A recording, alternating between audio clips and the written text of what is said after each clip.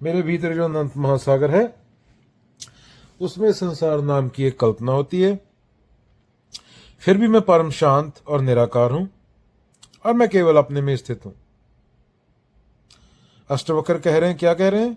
संसार असली में तुम्हारे बाहर नहीं, तुम्हारे मन में है। ये विश्व बस एक नाम है, एक धारणा है जो उठती है और मिट जाती है। तुम्हारा असली स्वरूप इस कल्पना से परे है। वो न लहर है, न जहाज, न किनारा। वो पूरा महासागर है और निराकार। जो कुछ भी तुम कहते हो दुनिया है, ये क्या है? वो तुम्हारी चेतना की परतों से बनता है। अगेन, अगर तुम देख सको, ये सब मन की गतिविधि है।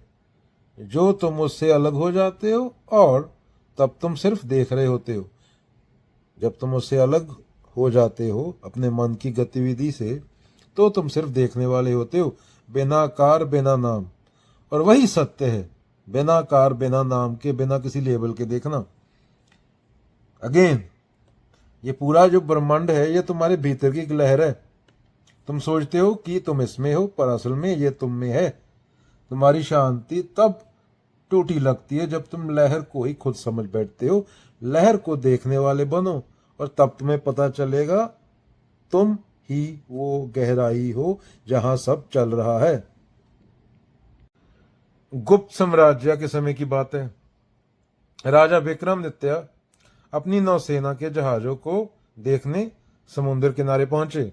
संकेतक कहानी है बात समझाने के लिए। अभी ये मत कहने लगे ना उस टाइम जहाज नहीं होते थे, ये नहीं होता था, ऐसा होता था, किश्ती होती थी। तो ये बात समझाने की बात हो रही है। समुद्र में बड़ी बड़ी लहरें उठ रही थी, जहाज डगमगा रहे थे और नाविक, बोट चलाने वाले जो होते हैं, वो घबराए हुए थे। वहां पे क्या हुआ, एक वृद्ध सन्यासी आए, एक बूढ़े सन्यासी आए जिनका नाम कौंडेय था। राजा ने पूछा, गुरुदेव, ये समुद्र मुझे डराता है, कभी शांत कभी तूफानी। क्या संसार भी ऐसा ही है? तो सन्यासी ने कहा, राजन, संसार समुद्र जैसा नहीं है। संसार तो सिर्फ एक नाम है, एक कल्पना है जो तुम्हारे मन में उठती है।